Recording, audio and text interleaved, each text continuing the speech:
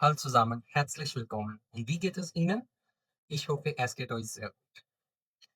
तो अभी हम बात करते हैं एक्कुसाटिव प्रीपोज़िशन की, यानी कि एक्कुसाटिव प्रीपोज़िशनल। इनको एक्सप्लेन करने से पहले सबसे पहले मैं यहाँ पर लिख लेता हूँ, जो हम यहाँ पर यूज़ करने वाले हैं। एक तो प्रोनोमेन, यानी कि बेजुनाल प्रोनोमेन। उसके बाद जो दूसरी चीज़ है वो आ सकती है नोमेन, ठीक है? प्रोनोमेन कौन से? ये अभी हम एक्कुसाटिव की बात कर रहे हैं। प्रोनोमेन कौन से? प्रोनोमेन यही वाले, मिश, दिस और ई, ये वाले जो एटसेट्रा आगे भी होंगे। नाउन कौन से होते हैं जिनके साथ आर्टिकल होता है? ऑब्वियस सी बात है, जैसे das Auto। इसी तरह जैसे कोई पर्सन आए देयर फादर, तो ये हमारे होते हैं नोमन जिनके साथ आर्टिकल। ठीक है जी।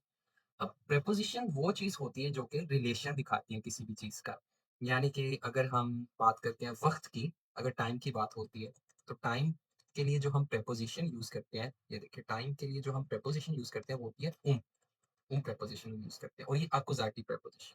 क्योंकि अभी जस्ट हम एक्कुज़ेटिव की प्रेपोजिशंस की बात करेंगे कि एक्कुज़ेटिव की कौन-कौन सी प्रेपोजिशंस होती हैं।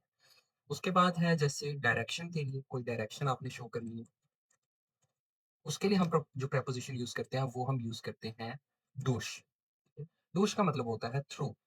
और अगर हम यानी कि किसी मकसद के लिए, रीज़न के लिए या किसी के लिए काम करते हैं, तो उसके लिए हम फिर जो प्रीपोज़िशन यूज़ करते हैं, पर्पज़ के लिए, इसको मैं यहाँ पे मेंशन कर देता हूँ, पर्पज़ के लिए, रीज़न के लिए या फिर कोई भी रिलेशन के लिए काम करते हैं, तो फिर जो प्रीपोज़िशन हम यूज़ करते हैं, वो होती है फ्योर, वो होती है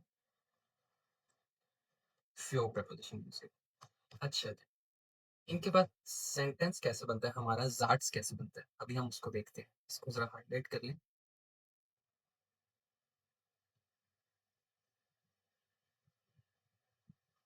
अच्छा, अभी इसके बाद हमारी 2 और भी प्रीपोज़िशंस हैं। इसका मैं आपको एक फ़ॉर्मूला बता देता हूँ, आपने इन प्रीपोज़िशंस को याद कैसे करना है। ये एक वर्ड आप लोगों ने याद कर लेना है, ये कह लें कि इसका एक जो एब्रिविएशन बनी हुई है, सारी प्रीपोज़िशन याद करने की। एफ का क्या मतलब है? फ्यो, एफ है हमारा फ्यो, इसको यहाँ से हम कॉपी कर लेते हैं। फिर यहाँ से फ्यो, यू से हमारी प्रीपोज़िशन है दे से हमारी प्रीपोज़िशन दुश, ओ से हमारी प्रीपोज़िशन है ओने का मतलब होता है विदाउट, गे से हमारी जो प्रीपोज़िशन है वो है गिग, ठीक है? तो ये हमारी कुछ प्रीपोज़िशंस होती हैं और ये एक्कुज़ेटिव की प्रीपोज़िशंस हैं। ये दाटिव की नहीं है, दाटिव के लिए जो प्रीपोज़िशंस हम यूज़ करते हैं, वो सेपरेट प्रीपोज़िशंस हैं। ये जो है ये एक्कुज़ेटिव की प्रीपोज़िशंस हैं। अच्छा जी, अब इनसे हम सेंटेंसेस बनाते हैं। अब जैसे फ्योर मैंने इसके लिए बताई, टाइम के लिए डूश जो है थ्रू, ओने का मतलब होता है विदाउट, गीगन का मतलब होता है अगेंस्ट। अब ये देखिए, सेंटेंस कैसे बनाएँगे? ज़ुम बाइस्पिल मैं यहाँ पर लिखता हूँ इश, इसको हम हाइलाइट खत्म करते हैं। इश, बहुत ही सिंपल सेंटेंस है। इश kaufe ein Geschenk, Geschenk कहते हैं गिफ्ट को। इश kaufe ein Geschenk। अब यहाँ पर मैंने प्रीपोज़िशन यूज़ करी, मैंने गिफ्ट खरीदा। किसके लिए? किसके लिए? मैं यहाँ पर क्या लिखूँगा? für dich। अब ये देखें, ये मैंने यहाँ से प्रोनोमेन यूज़ किया है। मैंने गिफ्ट खरीदा तुम्हारे लिए। Ich kaufe ein Geschenk für dich। तुम्हारे लिए मैंने एक गिफ्ट खरीदा। अब इसकी जगह पे मैं क्या कर सकता हूँ? für dich, यानी कि ये तो für आपकी प्रीपोज़िशन होगी। für के बाद आपने अगर या तो आप ये प्रोनोमेन यूज़ कर सकते हैं, अगर तो आप इस तरह का वर्ड यूज़ करना चाहते हैं, नोमेन यूज़ करना चाहते हैं, उसकी फिर चेंजिंग होगी अगर तो वो कोई देयर वाला वर्ड हो, क्योंकि für प्रीपोज़िशन हमेशा एक्कुज़ेटिव रहती है। ये कभी भी दाटिव नहीं होती, ठीक है? मतलब कभी भी इसके साथ आपने दाटिव केस नहीं लगाना, हम डिश ही लगाएँगे, ये वाली फॉर्म लगाएँगे प्रोनोमेन की। अगर मैंने यहाँ पर फादर लिखना है, देयर फादर, क्या मिस्टेक है? यहाँ पर मैं इसको फिर देन कर दूँगा। यानी कि आप प्रोनोमेन भी लगा सकते हैं फ्योर के बाद, आप नोमेन भी लगा सकते हैं, ठीक है? तो ये होगी फ्योर प्रीपोज़िशन। उसके बाद आती है आप तब यूज़ करते हैं जब आप टाइम बता रहे हो। आपने टाइम बताना है, के बाद हमेशा जो है आप टाइम ही बताते हैं, ठीक है? एस इज़ आपसे पूछा जा रहा है, "व्ही स्पेट इज़ दिस?" क्या टाइम हुआ? आप क्या कहते हैं? एस इज़ नहीं, ये क्वेश्चन नहीं, टाइम बताने के लिए टाइम इस तरह से आपने बताना है कि कोई आपसे पूछे कि आपने कब क्या करना है। जैसे क्वेश्चन आ गया, "वान गेहst du nach Hause?" तुम घर कब जाओगे? "वान गेहst du nach Hause?" मैं क्या कहूँगा, ich gehe nach Hause um कितने बजे, मैंने घर जाना है कितने बजे, यहाँ पर इसके बाद मैंने टाइम लगा देना है। Ich gehe nach Hause 2 Uhr, मैं 2 बजे घर जाऊँगा। यानी जो है ये टाइम के लिए प्रीपोज़िशन है, ठीक है? उसके बाद आती है durch। durch प्रीपोज़िशन हम यूज़ करते हैं डायरेक्शन के लिए।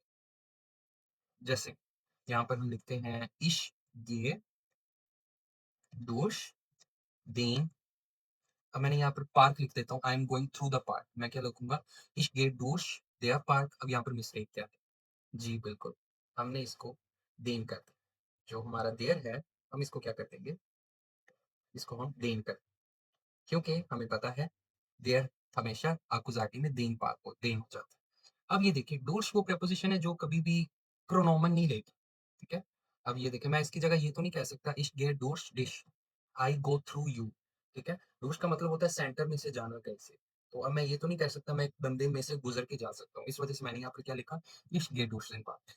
फ्योर जो है, फ्योर हमारी नॉर्मल ले सकता है, लेकिन डोर्स नहीं लेता नाउन। अब आता है ohne। ohne का मतलब होता है विदाउट, वो मेरे बगैर चला गया।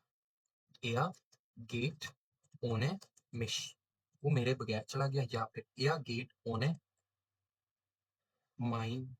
meinen Bruder, ठीक है?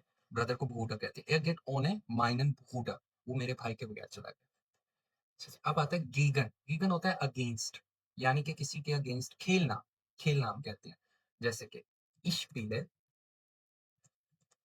gegen das Team, ठीक है? या फिर ये भी हो सकता है ich gehe gegen dich, I am playing against you, यानी खेल में किसी के अगेंस्ट खेल, या फिर किसी के खिलाफ होना। ich bin gegen dich, मैं तुम्हारे खिलाफ हूँ, ठीक है? तो इनको हम, ये प्रीपोज़िशंस होती है हमारी अक्कुज़ेटिव, ठीक है जी? तो इनका ये एब्रिविएशन है, आप इनको याद कर लें, ये हमेशा अक्कुज़ेटिव की प्रीपोज़िशन, यानी इन प्रीपोज़िशंस के बाद आपने कोई ये वाला कोई प्रोनोमन यूज़ करना है, प्रोनाउन यूज़ करना है, या फिर कोई नोन यूज़ करना है, ठीक है जी? तो ये थी आज का लेक्चर हमारा। Ich hoffe, wir sehen uns nächstes Mal. Bis zum nächsten Video. Ciao, ciao. Auf Wiederhören.